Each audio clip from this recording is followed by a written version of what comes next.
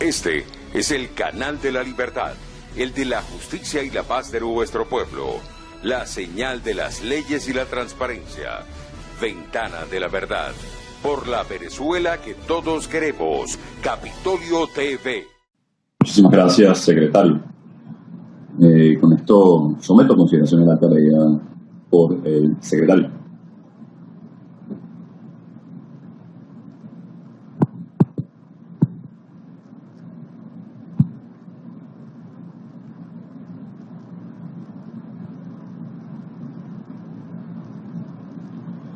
Muchísimas gracias, diputadas y diputados. Se considera aprobado.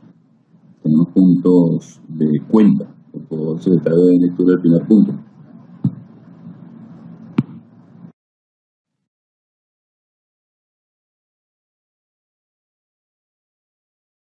Primero, comunicación suscrita por el presidente de la Asamblea Nacional y presidente encargado de la República, a fin de remitir comunicación suscrita por el Procurador Especial de la República, doctor Enrique Sánchez Falcón, por medio del cual ratifica la imperiosa necesidad de que sean aprobados los recursos necesarios para la continuación del proceso de nulidad del laudo a favor de ConocoPhillips. Es importante resaltar la defensa de los activos de la República y de los entes descentralizados no es solo una tarea, sino es una obligación, por cuanto supone el resguardo del futuro de los venezolanos. Es todo, ciudadano presidente.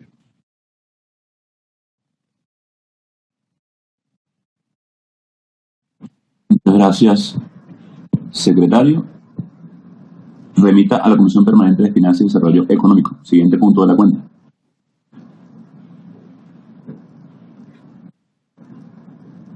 Despacho de la Presidencia, República Bolivariana de Venezuela, Caracas, Venezuela, 16 de noviembre de 2022.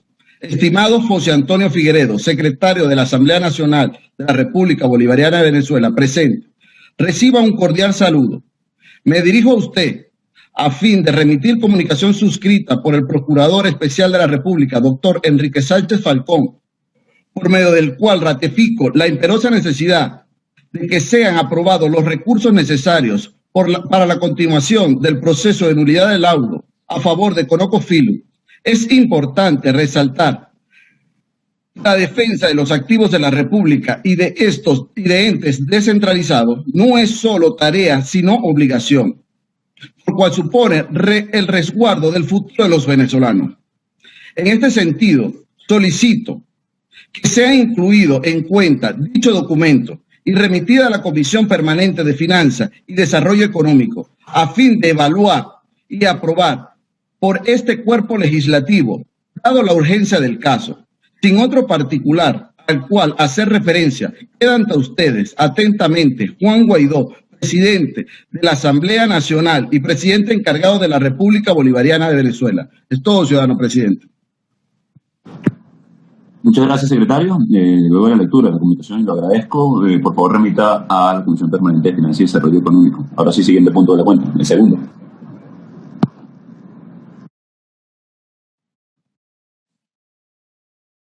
Segundo, comunicación suscrita por el presidente de la Asamblea Nacional y presidente encargado de la República, a fin de remitir comunicación suscrita por el presidente encargado de la Junta Administradora ad hoc del Banco Central de Venezuela, señor Manuel Rodríguez, por medio del cual solicita la autorización para el pago de las facturas pendientes por los honorarios profesionales de la firma Arnold & Porter y Barister, ellos y los fines de seguir el proceso de litigios relacionados con la protección del oro en el Banco de Inglaterra y el saldo remanente de un SAP de oro con el Deutsche Bank. Es todo, ciudadano presidente. Lectura.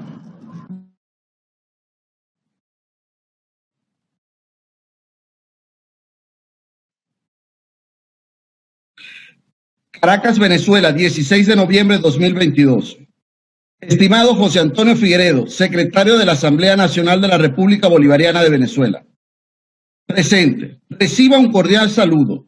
Me dirijo a usted a fin de remitir comunicación suscrita por el presidente encargado de la Junta Administradora ad hoc del Banco Central de Venezuela, señor Manuel Rodríguez, por medio del cual solicita la autorización para el pago de las facturas pendientes por los honorarios profesionales de la firma Arnold, Porter & Barrister, ellos a los fines de que con el proceso del litigio relacionado con la protección del oro en el Banco de Inglaterra y el saldo remanente por un SAP de oro en el Deutsche Bank.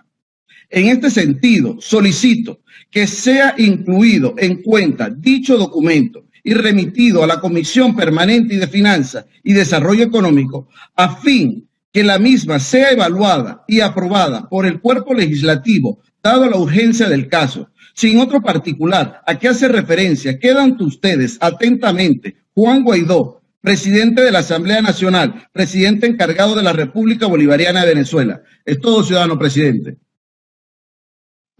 Gracias, secretario. Sírvase, por favor, a remitirlo a la Comisión Permanente de Finanzas y Desarrollo Económico. Tenemos 2 puntos de información, ya que no tenemos más de cuenta. El primero a cargo del diputado Luis Barragán. Adelante, diputado Barragán. Señor presidente, colegas parlamentarios, un poeta se ha hecho acreedor del prestigioso Premio Cervantes 2022. Hispanoamérica lo celebra haciéndose eco del veredicto del jurado.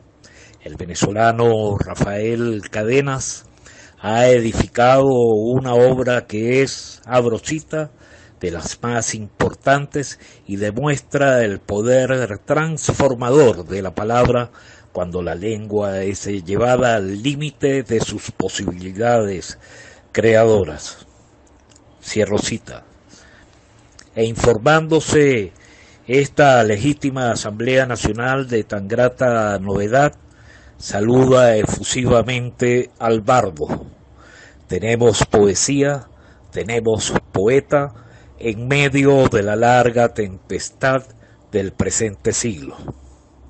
Con más de 20 libros a cuestas, Rafael Cadenas es también un notable ensayista y combativo defensor del idioma que el régimen desea por siempre desfigurar para confundirnos y entronizar el disparate entre nosotros.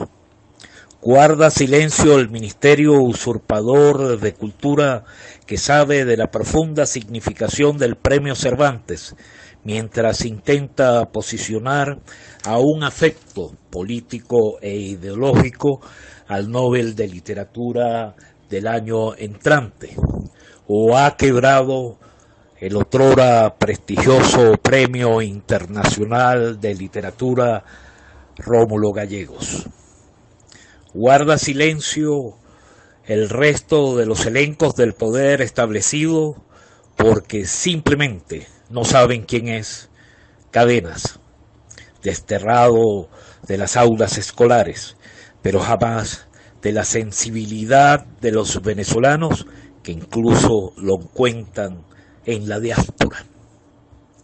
Señor presidente, colegas parlamentarios, Rafael Cadenas es parte de nuestro patrimonio espiritual, concediéndonos la fuerza moral para que sigamos allanando el camino certero hacia la libertad, cuyo lenguaje exige pulcritud y compromiso real y palpable con el pueblo venezolano en su indetenible ascenso ciudadano. Decimos con el poeta, abro cita, lenguaje emanado, puntual, fehaciente, no el engaño de la palabra que sirve a alguien. Cierro cita. Es todo, señor presidente, colegas parlamentarios.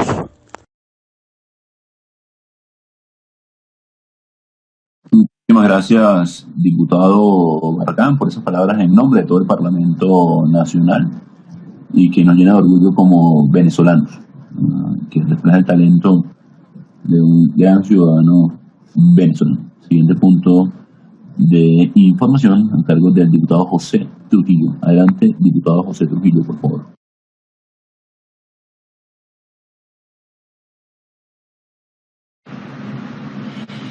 Muy buenos días, ciudadano ingeniero Juan Gerardo Guaidó Márquez, presidente de la Asamblea Nacional y presidente interino de Venezuela.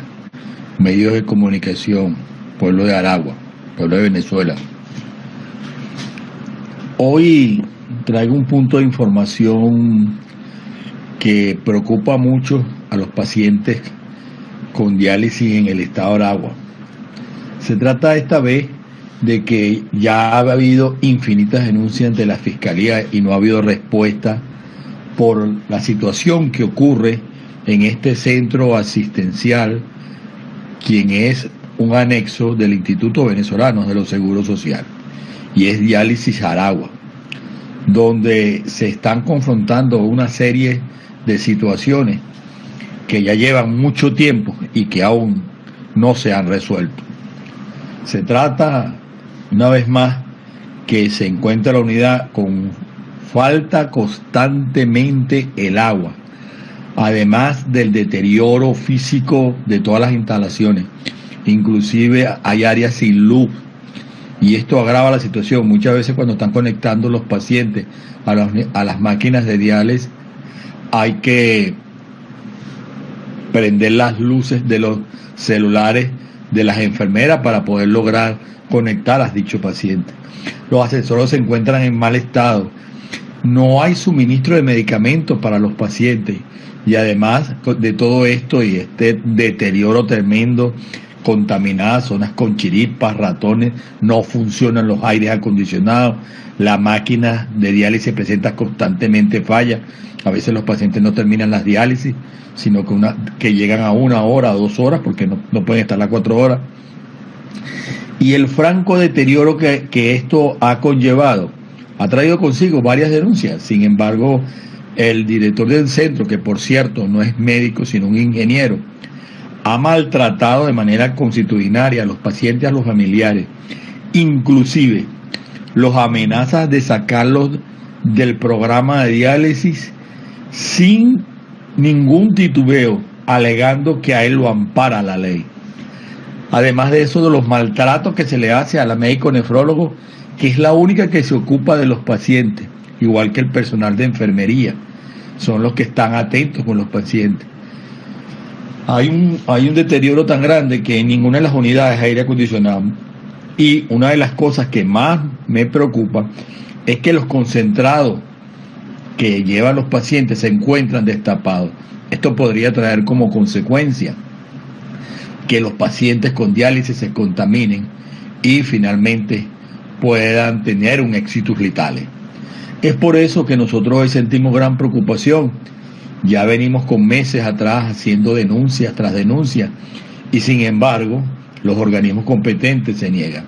Por eso que hoy traigo a colación como punto de información, ciudadano presidente y colega diputada delegada, que se tomen medidas, y invoco a la Comisión de Desarrollo Social a que haga una correspondencia y la envíe efectivamente al Seguro Social de Caracas para que de una vez por todas tomen las medidas disciplinarias en el caso y las correcciones que tiene y que hay que tener lugar para de una vez por todas salir de esta tragedia que están presentando los pacientes que se le hacen diálisis en la unidad que existe en Maracay.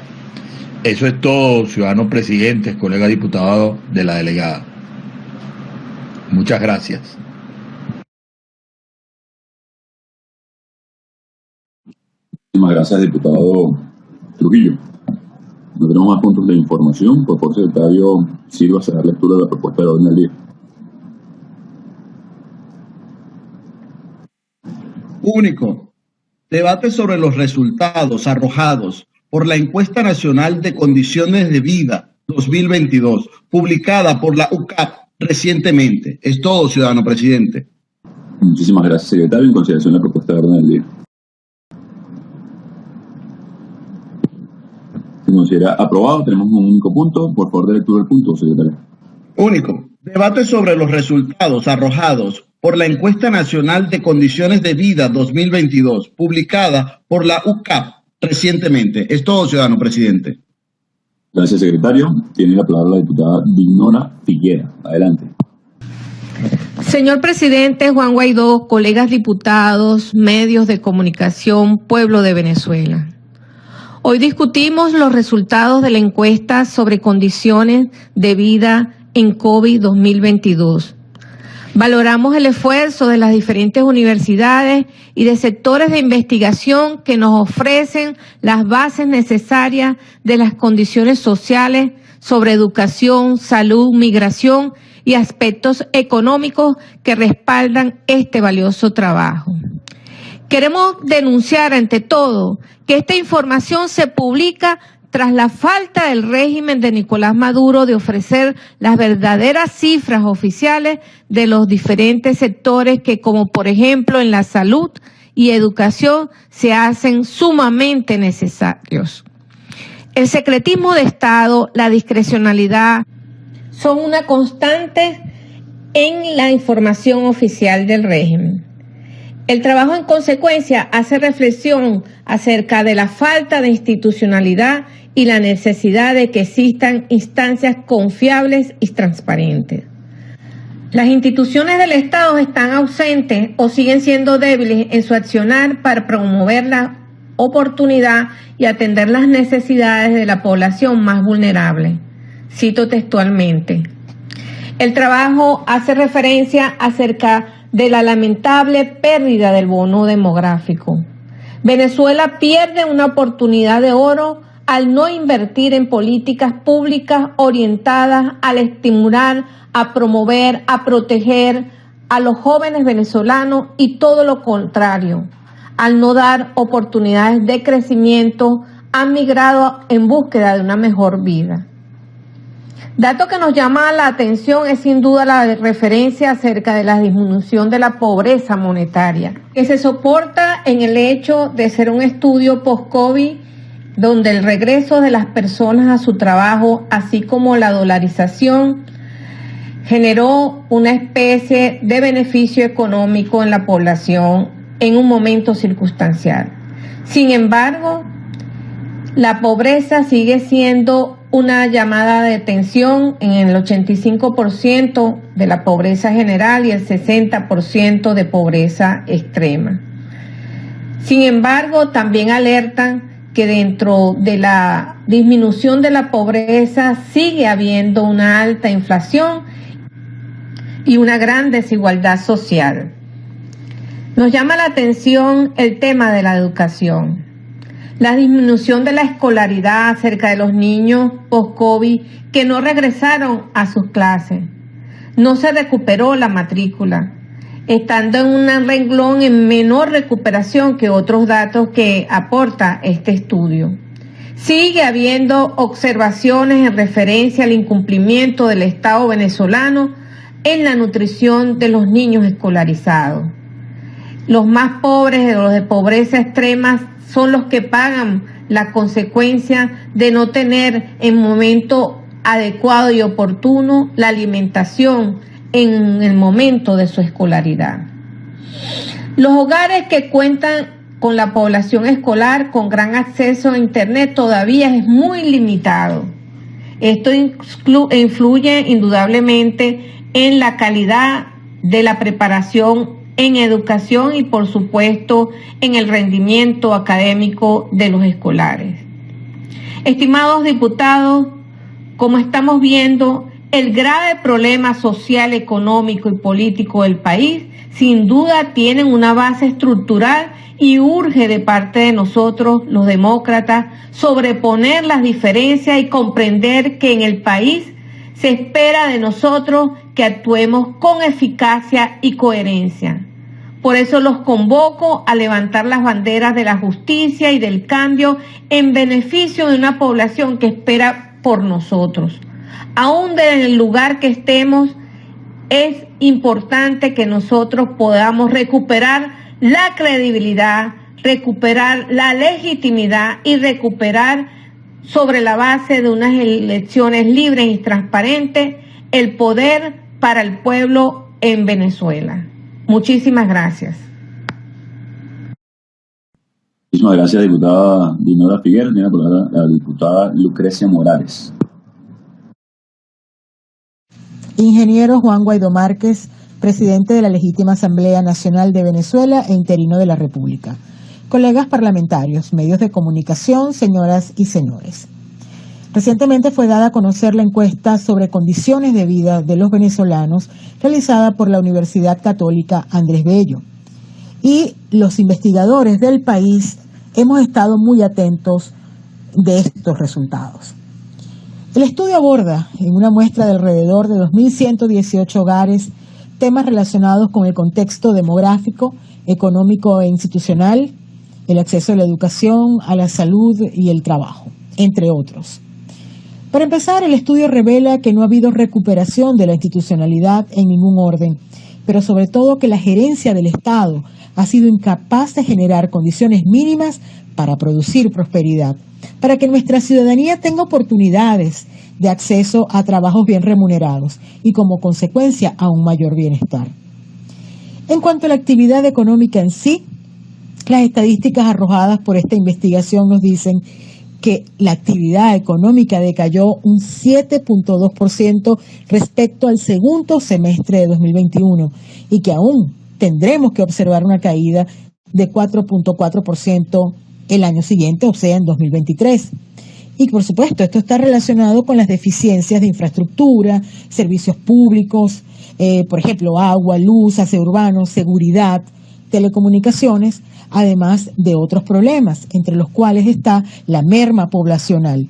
Es importante decir que hoy en día somos menos o más o menos 28 millones de venezolanos, que es alarmante y que según todas las teorías del desarrollo compromete seriamente nuestro futuro, pues se nos ha ido la gente en edades altamente productivas con muy bajas probabilidades de retorno. También otro de los problemas que inciden en esta situación económica es la baja producción petrolera que no hemos podido levantar hasta el momento, además de, digamos, efectos como el de la inflación, que sigue siendo de las más altas del mundo, lo cual sin duda alguna eleva la desesperanza. Lo curioso, sin embargo, fíjense ustedes, es que la pobreza como tal se redujo en Venezuela y ha aumentado la actividad laboral. Si lo decimos de esta manera es porque pasó la pandemia y también se redujeron o terminaron las restricciones de gasolina, aunque las actividades informales se mantienen a la cabeza, digamos que no el trabajo que se debería, siendo esta mayor actividad en hogares no pobres. Y decíamos que esto, de alguna manera, o lo estamos diciendo en este momento, ha aumentado la desigualdad. Se ha aumentado, han incrementado la brecha entre ricos y pobres. Sin embargo, no creemos que esto sea culpa del mercado, sino del errático ejercicio gubernamental que ha prevalecido en las últimas 2 décadas. Sobre la educación, los numeritos confirman lo que otras investigaciones han señalado. Respecto al periodo 2020-2021, sigue aumentando la deserción escolar. En el 2020-2021 tuvimos 550.000 estudiantes menos y en el periodo 2021-2022 190.000 más que se suman a los que ya no regresaron en el periodo señalado. En palabras sencillas, son 740.000 estudiantes menos entre 2020 y 2022. Adicionalmente, la mayor incidencia en la deserción escolar recayó en edades que son clave para la formación del futuro ciudadano, pues afecta principalmente a niños, a niñas y adolescentes. Y hay un dato que es muy interesante. La principal razón para la deserción está en la poca utilidad que le ven a lo que aprenden en las escuelas.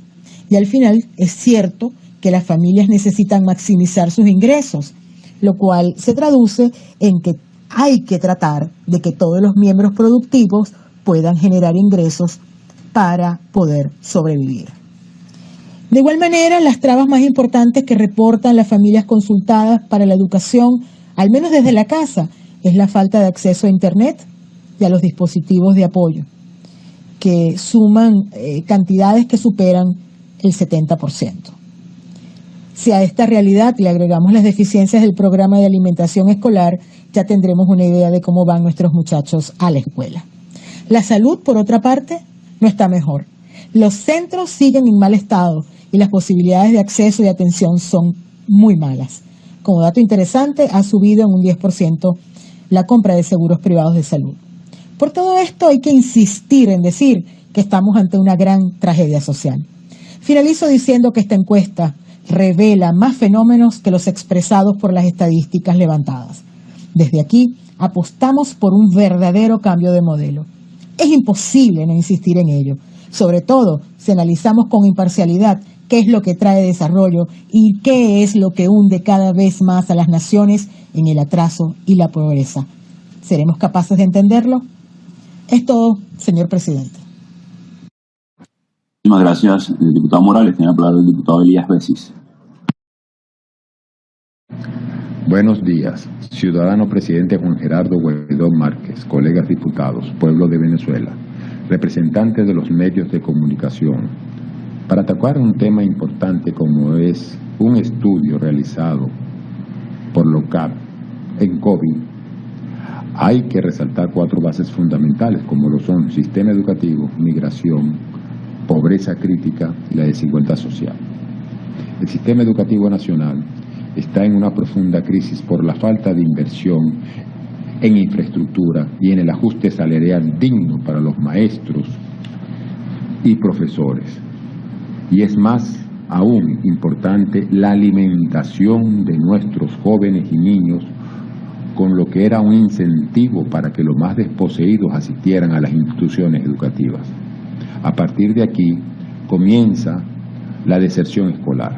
Hay que tomar en cuenta las migraciones masivas, la falta de alimentación y la pérdida del valor salarial, como consecuencia de un sistema indolente que no le importa el futuro de una nación, que fue baluarte y envidia de América Latina, y el mejor ejemplo es el de nuestros profesionales, recibidos con los brazos abiertos en casi todo el mundo.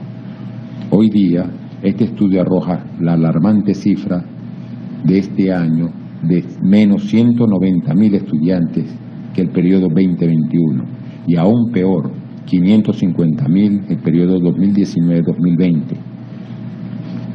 Y lo que sí ha aumentado un poco sus cifras anuales ha sido la educación privada, pero no llega a los niveles de los años escolares 2014-2018. Esto es lo que deja un régimen que piensa en un pueblo. Desde la fracción del 16 de julio hacemos un llamado a todos los sectores para crear mecanismos de recuperación para la educación venezolana.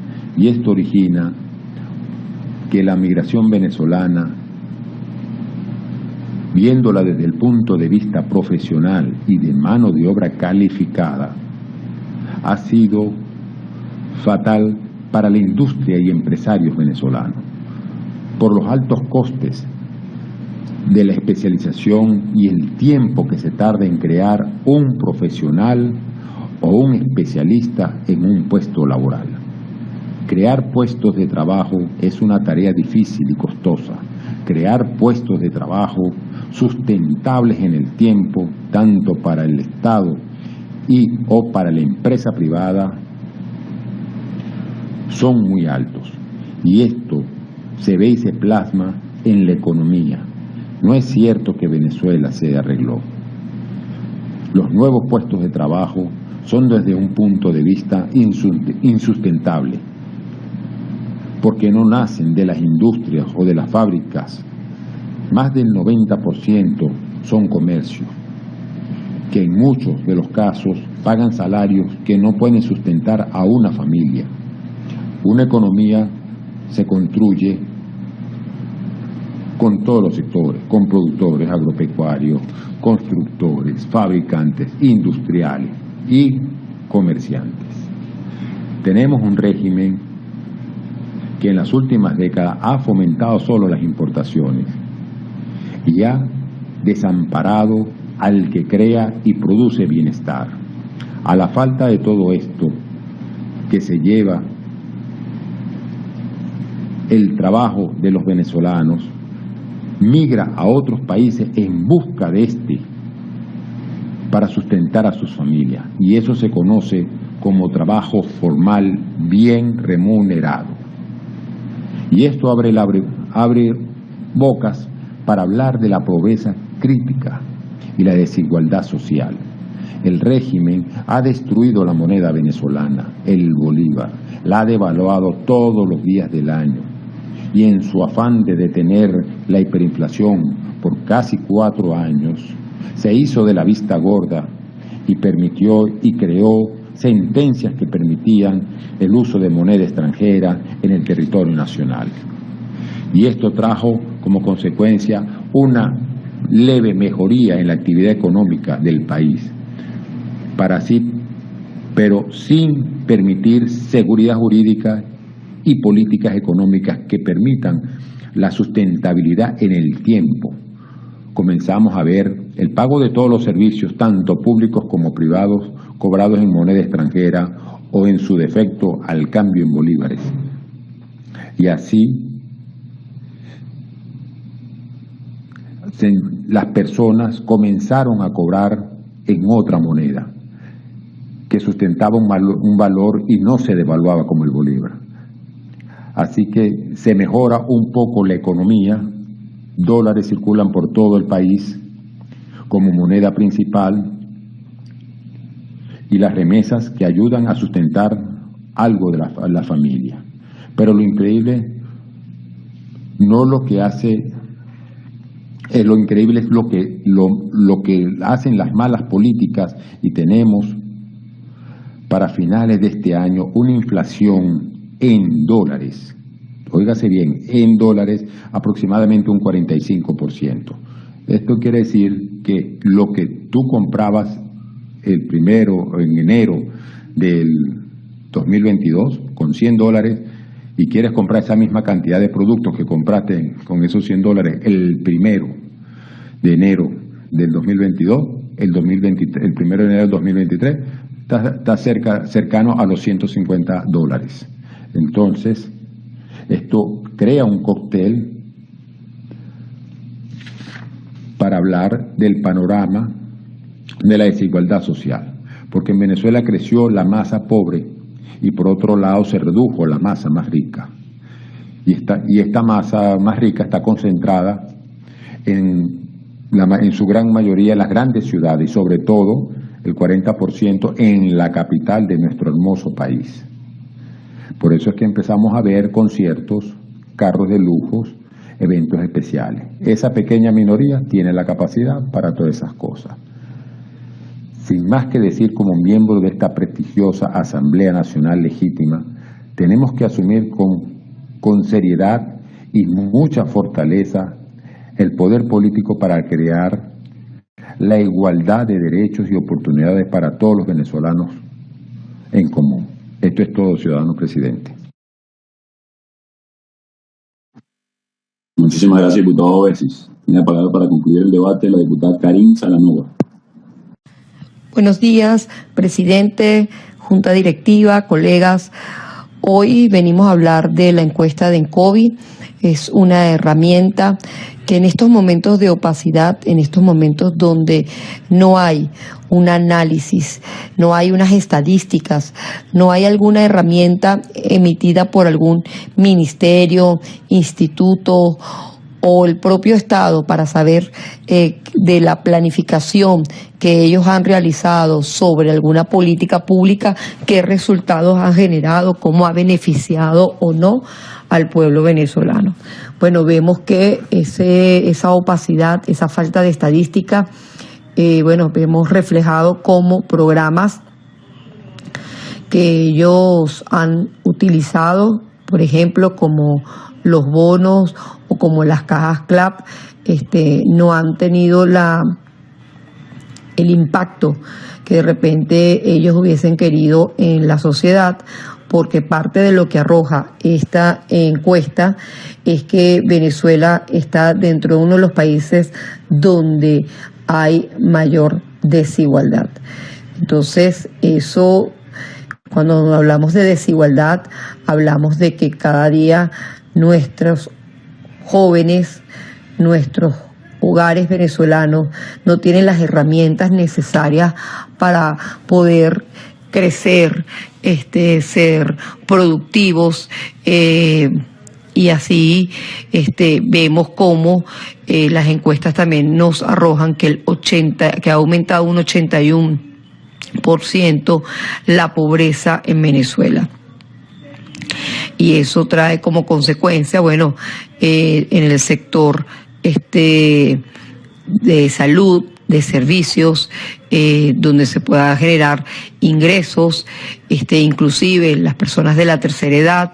Hay también una desigualdad, no todos están recibiendo la pensión, el monto de la pensión no es adecuada.